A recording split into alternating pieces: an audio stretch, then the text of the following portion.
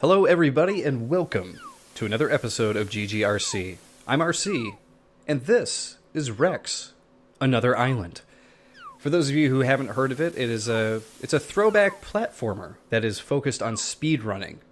Now, I'm not much of a speedrunner myself when it comes to games, but I played through Rex, Another Island. It took me, I would say, about an hour and a half to finish it, and probably another 10 to 15 minutes to find all of the other secrets that are in the game, because there are actually 3 different endings in the game. So this is why it's going to be quite a big thing for speedrunners if they want to try to A, finish the game any percent at any certain speed, B, finish with collecting all of the coins, and C, if they want to try to finishing 100% of everything, collecting all the coins, gems, everything.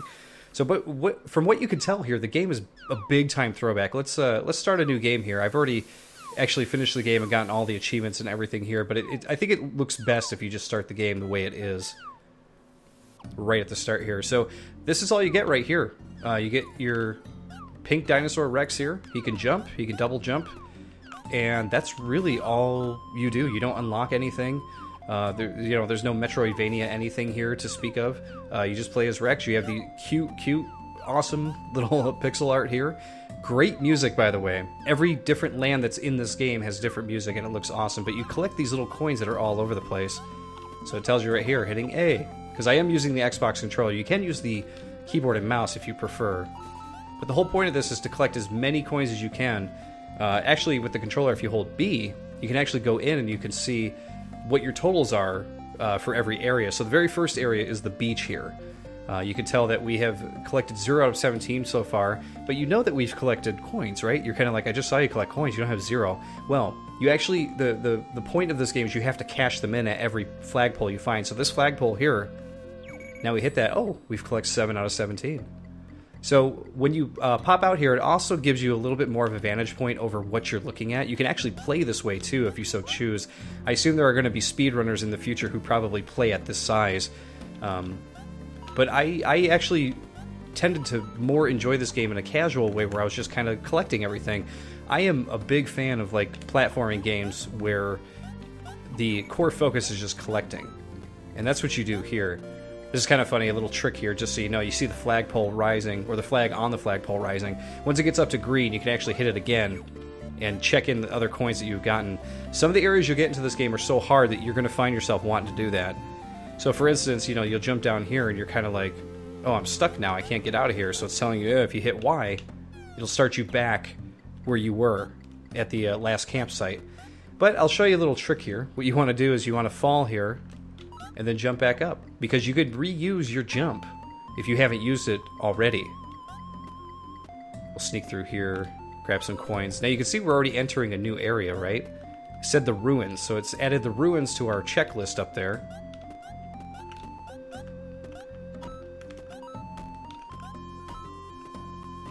So now we're going to be collecting coins for 2 different areas at this point. So those all counted for the ruins. So you can see we still have 4 coins that we got to find in the beach. Where could they be? I would leave that up to you to find, because a lot of these levels in the game have hidden coins.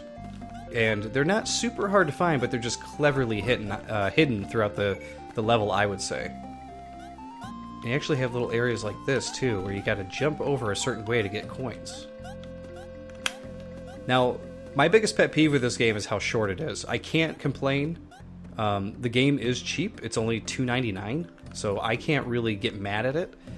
You're definitely going to get your money's worth for $3, because you are going to spend a good 2 hours on this game. If you're not like a whiz. I'm definitely not a whiz at collecting stuff. It takes me a little while to find stuff. And if you end up being one of those people who likes to... See, look at that. I just did a double jump trick right there to get those. But if you end up being one of those people who likes to speedrun, or you want to go through and find all of the gems, find all of the coins and everything, it is definitely going to be worth your time, because I ended up playing this through 2 sittings and just had a great time the whole way through. So what you'll see is these signs here. You see like the little bubble, and you'll see the gem there, right? That's because with the bubble, it's a it's actually a one of those fast travel paths that you can unlock. So you can unlock 5 different ones through the level. Well, through the whole world, I guess I should say. And you'll see it also points to the fact that there's a gem up here. So in addition to coins, you also might have heard me mention that you can collect gems. So the gems are these gigantic... Whoops, we hit spikes. Yep, we probably should have gone over that first. But the gems are these gigantic things that you could pick up through the game. I think there's 3 or 4 of them. I forget the exact number, maybe 5. But there aren't many. Not every area actually has one. And signs will point you kind of in a general direction of where to find one. And finding the first one is pretty easy. Finding the next couple, they actually put a lot of platforming stuff in your way to try to find it. But yeah, when you collect coins, if you get hurt, what happens is you die, and it starts you back at your last checkpoint, and the coins that you collected go back up. So you have to collect these coins. Oops, see, died again. You got to collect these coins, and you got to hit the flag again. Sometimes I do this just to be safe, but if you're going to be speedrunning this game, you're going to not care about like hitting those flagpoles and getting the coins, you know? The other thing to keep in mind too is once you hit that flagpole, any enemy that you took out previously will reappear. That can be a hindrance and it can be a big help because some enemies are going to give you a boost to reach certain areas in the game. So definitely keep that in mind as you're trying to reach areas. Sometimes you got to boost up off of an enemy to get up there. Hit that guy there. There we go. We hit a checkpoint here. So now we're up at the lighthouse. You see it. There we go. We'll check these in and it should add the lighthouse. There it is. The lighthouse is now up in our list is number 3. 3 out of 26 coins. So you can see there are spikes everywhere up here. And I've already played through this area. We got another checkpoint here. And then you could actually find your way up another way here, but you find, oh, there's spikes there, I can't get up there. But you can see that there's a gem. It's one of the first gems you can pick up in the game. I mean, technically you could pick these up in any order you want. I mean, you could totally bypass a certain area if you want. Here, we'll grab this. Boom. First gem. I am a little upset, maybe not upset, not the right word for it. And there's our fast travel path. But I was a little irritated that it wouldn't keep track of how many gems that you could actually find in the game. I wish it gave you, you know, sort of like a empty shape or something to kind of show like there are this many gems. But what's cool is that, here we go, we collect all these coins. We'll get that one. Whoops. Back up, dude. There we go. Come on, Rex.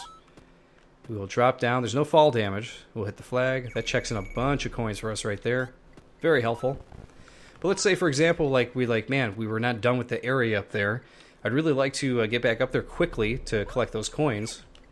Oh, well, you could use your fast travel. There we go. We're back up here.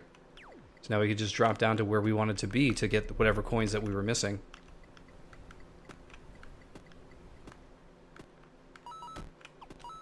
Whoop, fell on some spikes. No big deal, though. We're actually going to move on here, because I want to show you guys a couple more areas before we move on. I guess we're not going to move on. Hit by a spiky guy. We'll hit that one. Checkpoints are also good to, like, even if you haven't collected coins, they're good just to keep you closer to where it is that you're trying to get through, because there are some areas that are pretty heavy and tough, you know, with the platforming. Sometimes you're going to need just that extra, like, hey, can I please, you know, get through here, please? Please. There we go. We just added the forest as our 4th area here. We are collecting some coins for it. Now you can see the platforming stuff is getting a little bit more... Whoops. Ran right into that bird.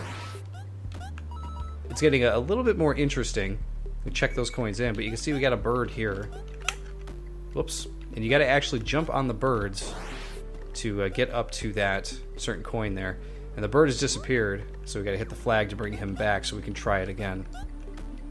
Boom.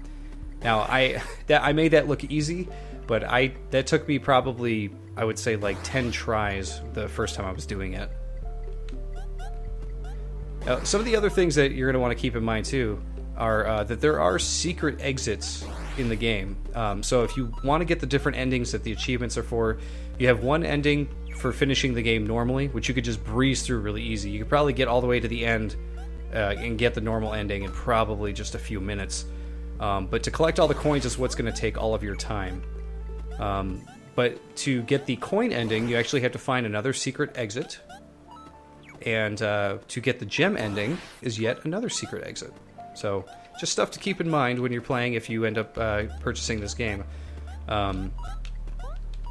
Like I said earlier when we first started, I had a ton of fun with this game. It's one of those games where if you're not playing it to speedrun, it is a fun... Here's another fast travel point. Boom, there we go. So now we have 2 of them.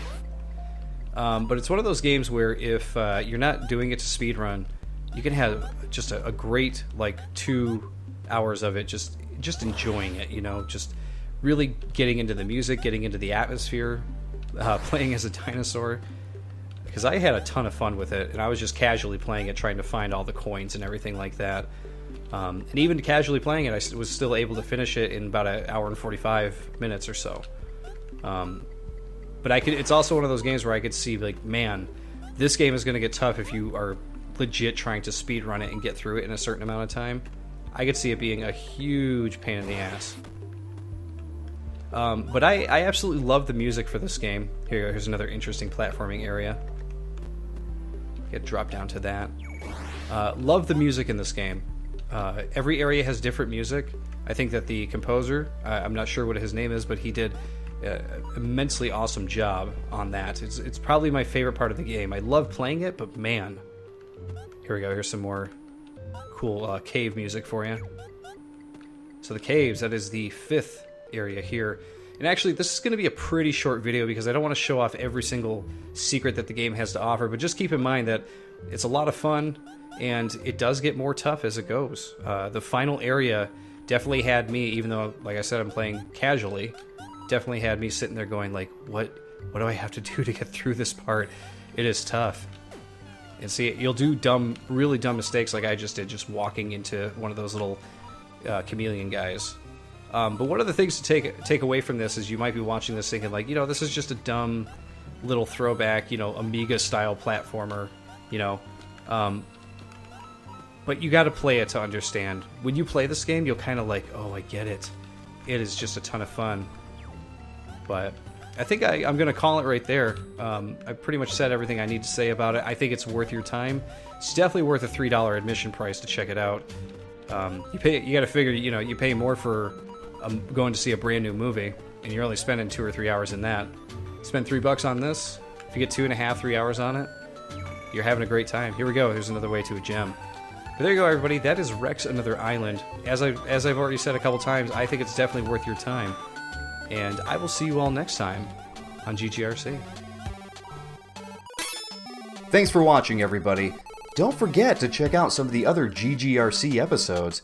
And if you're feeling a little retro, why not jump into the Quake Grave, where you can watch me play through a lot of different custom maps in Quake. Enjoy!